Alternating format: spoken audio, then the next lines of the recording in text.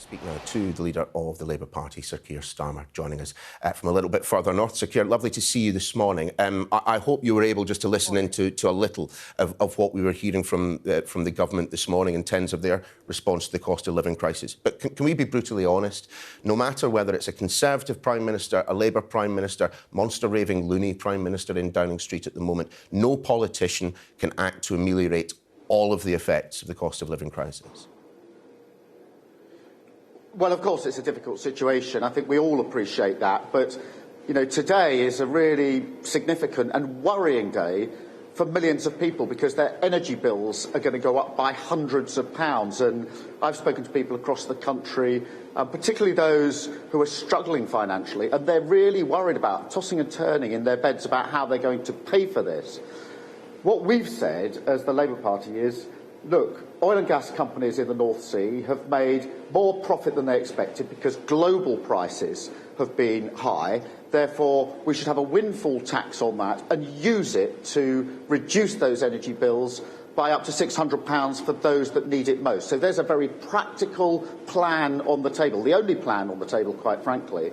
We've also said of all the times for the government to decide to impose more tax in national insurance, now is the wrong time. It's the wrong tax, it's the wrong time. And so I think most people are clear that when the government really needed to step up in that spring statement last week, they failed to do so, and their response is frankly pathetic on a very, very difficult day for millions and millions of people. Energy bills going up for more than we've ever seen on record.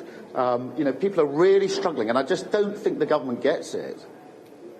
Yeah, just though on the windfall tax plan. I mean, isn't the problem? Indeed, it was identified by Pat McFadden, your colleague, when he was speaking to me last week. You can do it once.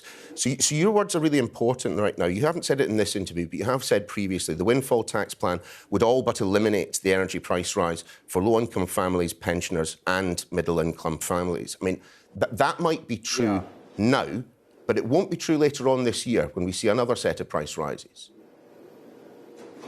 Look, it is a one-off tax.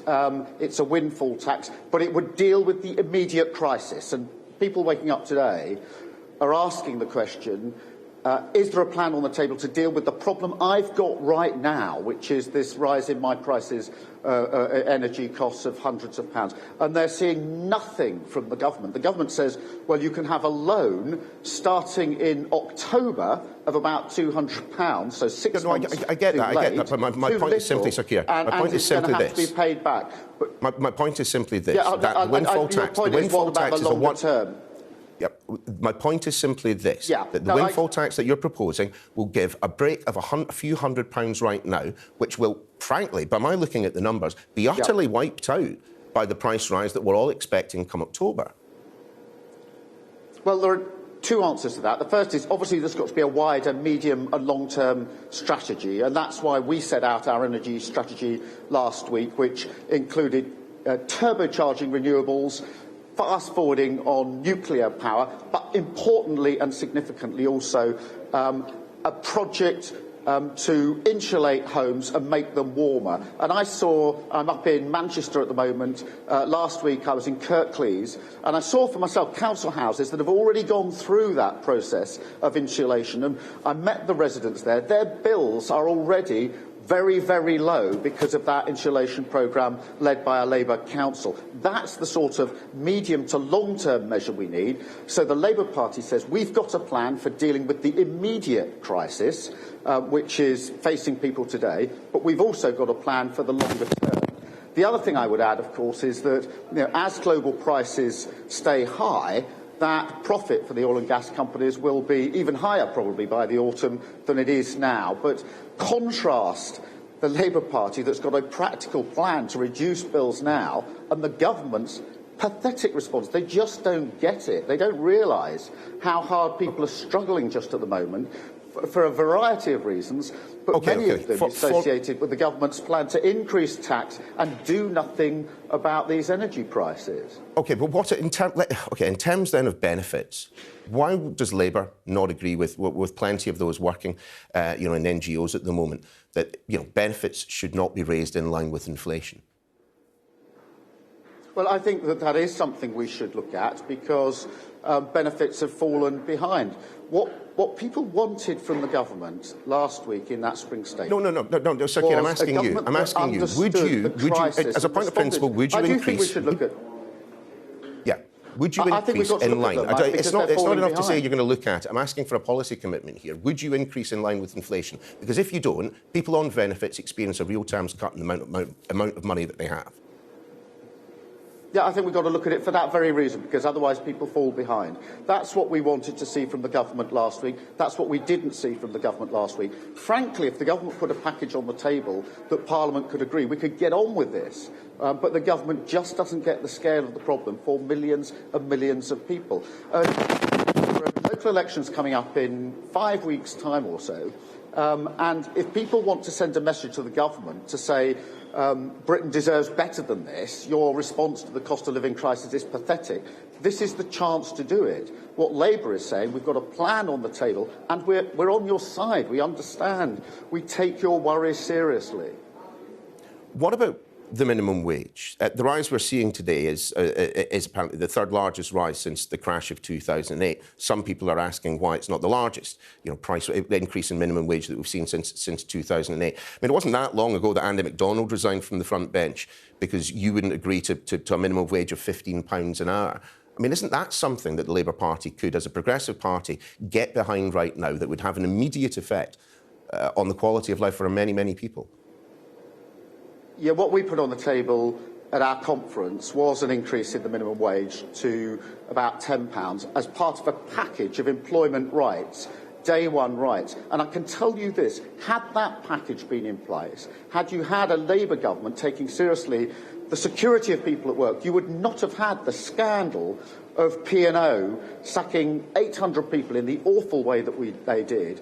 The government was on notice about that, not just because they had the memo the night before the 800 were made redundant, but also because 2 years ago we were saying to them, if you don't act on this minimum wage for seafarers, a company in the end is going to crash through the gate and replace their workforce with agency workers on less than the minimum wage. That's exactly what has happened. 2 years ago, the government said, we acknowledge that's a problem, we'll look at it. Okay. They did nothing. P&O crashed through the gate, 800 people lost their jobs.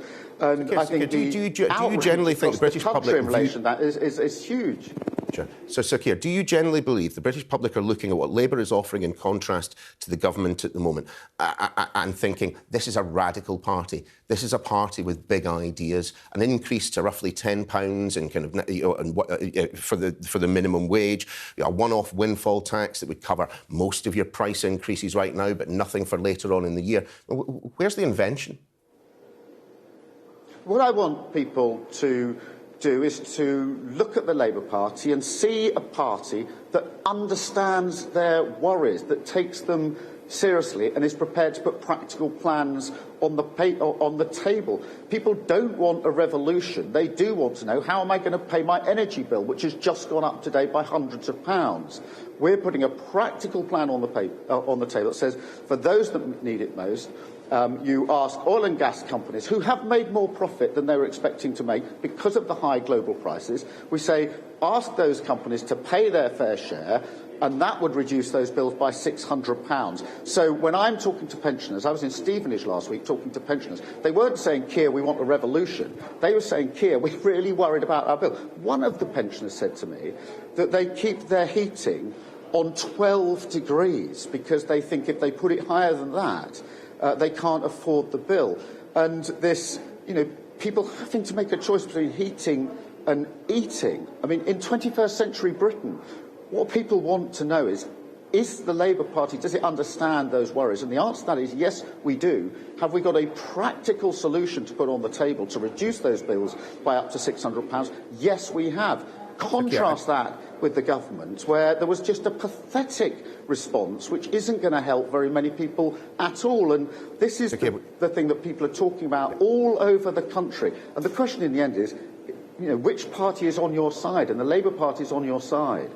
I just want to conclude, if we can, by talking about events, in inverted commas, in and around Downing Street. Carrie Johnson, you seem to have suggested, should be named if she is fined over Partygate. And if that's the case, should we then expect to hear, the next time your wife gets a parking ticket?